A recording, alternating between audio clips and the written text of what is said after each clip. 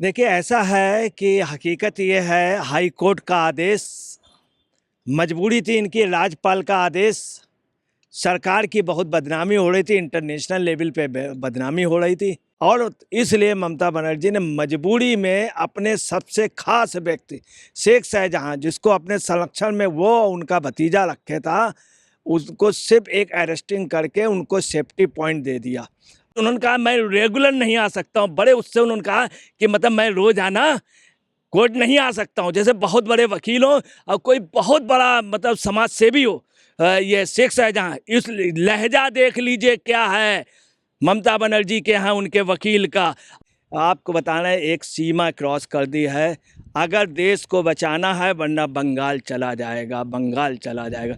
इसलिए ममता बनर्जी को हटाना बहुत ज़रूरी हो गया है। ये बांग्लादेश और रोहिंग्याओं की एजेंट हो गई हैं, एजेंट हो गई हैं बांग्लादेश की। नमस्कार, मैं अंजलि मिश्रा। स्वागत है आप सभी का एचडीवी न्यूज पर। आपको बता दें कि 55 दिन से फरार चल रहे संदेशखाली मामले में मुख्य आरोपी शाहजहां शेख आखिरकार गिरफ्तार किए कर लिए गए और इसके बाद अब उनकी पार्टी ने भी उनका साथ छोड़ दिया है। तृणमूल कांग्रेस से उन्हें 6 साल के लिए निलंबित कर दिया गया है। साथ ही साथ अब राज्य की पुलिस ने यानी बंगाल पुलिस ने उन्हें गिरफ्तार किया था, लेकिन अब इस मामले को लेकर ईडी ने भी अब कलकत्ता हाईकोर्ट का रुख किया है और वो ये कह रही है कि राज्य की पुलिस सबूतों से छेड़छाड़ कर सकती है और इस मामले पर जल्द सुनवाई की बात कही जा रही है। और बीजेपी का कहना है कि इस मामले में संदेशखाली लोगों को इंसाफ तभी मिलेगा जब यह मामला ईडी या सीबीआई को स्थानांतरित किया जाएगा। और ऐसे में अब इस पूरे मुद्दे पे चर्चा के लिए हमारे साथ मौजूद हैं वरिष्ठ पत्रकार अजय पत्रकार जी। सर, आपका स्वागत है हमारे चैनल में। संदेशखाली मामले में आखिरकार शाहजहां शेख की गिरफ्तारी होती है, पार्टी 6 साल के लिए निलंबित कर देती है और ईडी अब कोर्ट जा रही है, क्या कहेंगे आप?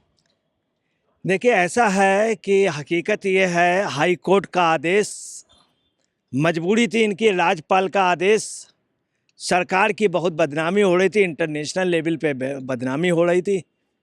दूसरी हाई कोर्ट के आदेश के अलावा तमाम ऐसी बातें थी, वहाँ पे बड़ी बुरी स्थिति थी, पब्लिक विद्रोह पे आमादा थी, कई महिलाओं के साथ रेप हुआ, खुल करके कहने लगी थी, सब जगह बांग्लादेश के और रोहिंग्याओं के लोगों का कब्जा था। तो ममता बनर्जी ने अपने को बचाने के लिए सीबीआई ईडी उनको अरेस्ट कर सकती थी, सरकार जा सकती थी, और इसलिए ममता बनर्जी ने मजबूरी में अपने सबसे खास व्यक्ति शेख शाहजहां, जिसको अपने संरक्षण में वो उनका भतीजा रखे था, उसको सिर्फ एक अरेस्टिंग करके उनको सेफ्टी पॉइंट दे दिया। और मैं आपको बता दूं कि उस सेफ्टी पॉइंट में ताजुब ये है, महिलाओं ने बयान दिए हैं कि ये वहाँ कहते थे 18 साल से 40 साल तक की लेडी मेरी है, और वहाँ रेप करते थे, सामूहिक रेप ये टीएमसी वाले लोग करते थे। रात को लड़की को बुला लेते थे, ना आने पे उसके बाप को या उसके हस्बैंड को उठा लाते थे, मारते थे। जब लड़की ये ज़बरदस्ती उठा लाते, सब बयान दिया, परंतु इसकी धाराएं नहीं लगाई। ताजुब ये देखिए, पुलिस ने इनकी धाराएं नहीं लगाई, और धाराएं जो हैं, जबकि ये और रेप की लगनी चाहिए। इसके अलावा आपको बताना है, जो संगीन धाराएं थे वो तो नहीं लगाई।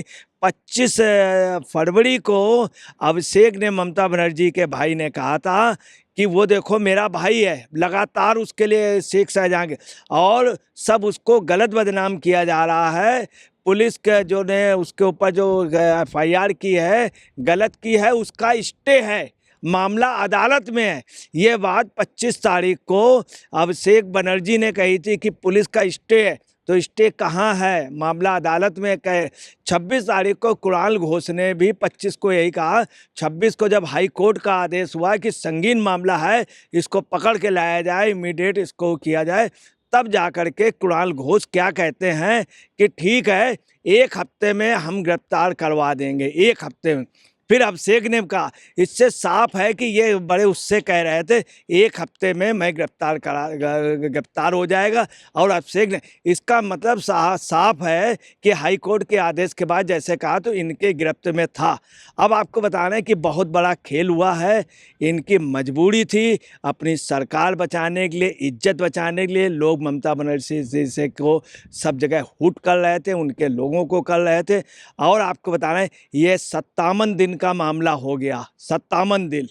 और आप समझ लीजिए उसके बावजूद भी गिरफ्तारी ना होना। इसके पहले वो मोटरसाइकिल का स्टंट कर रहा था, जब हुआ था ईडी पे इसने हमला किया था फरवरी के फर्स्ट वीक में, जबरदस्त हमला जिसमें बांग्लादेशी वगैरह सब थे, कई लोग घायल हुए थे।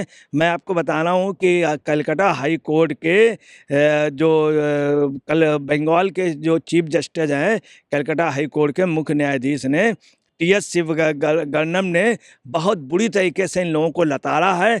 और आपको बता रहे हैं, इनका आप मॉडल अगर देख लीजिए, इतने गंदे ढंग से उनके एडवोकेट ने बात की है कि बड़ा ताजुब है। और बहुत उसके ने कई जगह बहस की उनसे, और बहस का लहजा इतना गलत था कि पूछे नहीं। एससी ने जब उनको वक्त दिया तो उन्होंने कहा क्या, सुनिए। वकील ने कहा, वकील ने श्री टी.एस. शिवगन्नम से, चीफ जस्टिस ऑफ बंगाल से बड़ी तीखी बहस की, लहजा इतने गंदे ढंग से उन्होंने कहा। और उसने, वकील ने कहा कि हाई कोर्ट के मेरे मुवक्किल के खिलाफ कुछ टिप्पणियां की गई। मतलब ऐसे कहा गया जैसे कोई शेख शाहजहां कोई बहुत बड़ा, मतलब वो हो, कोई बहुत बड़ा लीडर हो, या बहुत बड़ा कोई दानिशवर हो, या कोई बहुत बड़ा इंटेलेक्चुअल हो। बोले मेरे मुवक्किल के खिलाफ कुछ टिप्पणियां की गई हैं। इसके जवाब में तुरंत ही टी.एस. शिवगन्नम जी ने कहा, शानदार, हाँ आपका हम इंतजार कर रहे थे। ये जब उन्होंने कहा, तब ये वकील साहब की थोड़ी आवाज़ धीमी हुई, फिर भी नहीं हुई।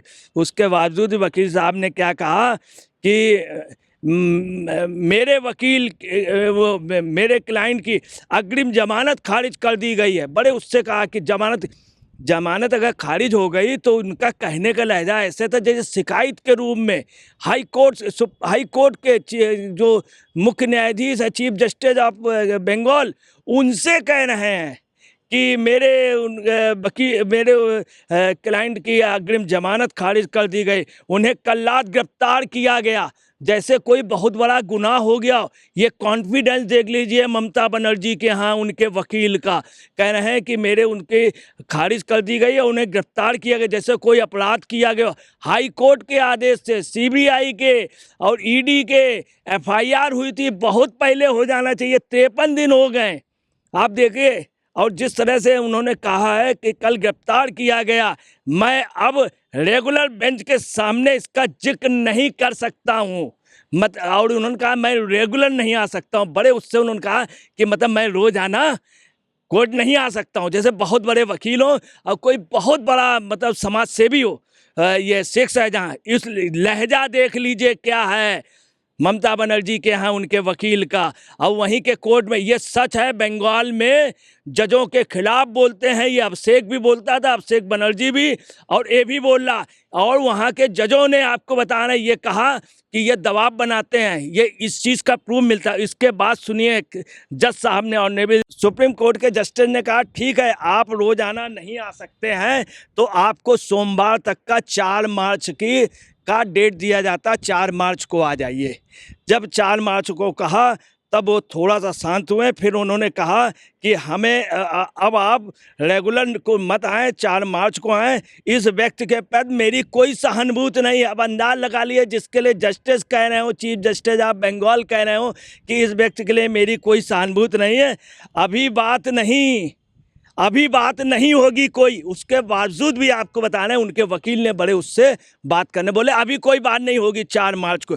अब आपको बता दें, सुन लीजिए, 3 मर्डर, एफआईआर पे नाम, चार्जशीट में नाम गायब, इसके प्रति चार्जशीट में नाम गायब, इसके ऊपर 3 मर्डर हैं।